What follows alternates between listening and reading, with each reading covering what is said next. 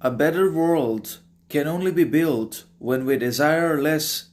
depend less, obsess very less, and work more and more as much as we possibly can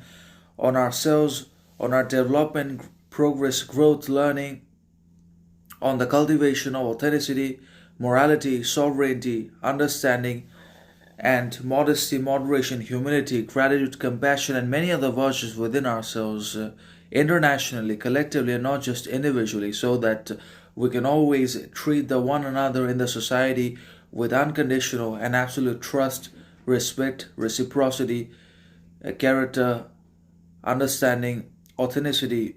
compassion,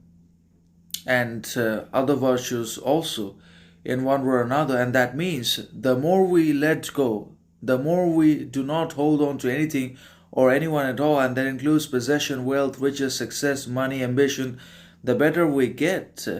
the better we're able to deal with misery, suffering, torments in our lives, and the more and more stable we're able to become in our relationships, successes, talents, skills, ability, character, knowledge, etc.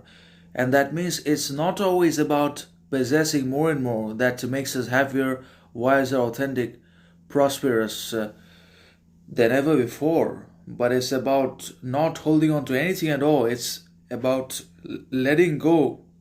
or parting ways with as much as we possibly can of our possessions, wealth, riches,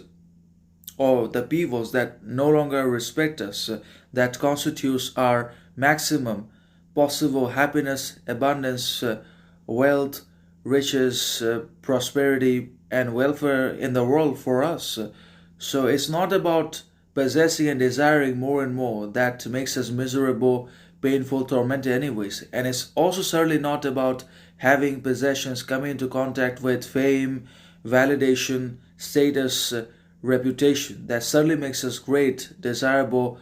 and basically happy, prosperous, blessed all the time. But it creates an entirely different kind of story of misery, crisis, poverty within ourselves, which is psychological, mental, emotional, not because we don't have anything, but because we have finally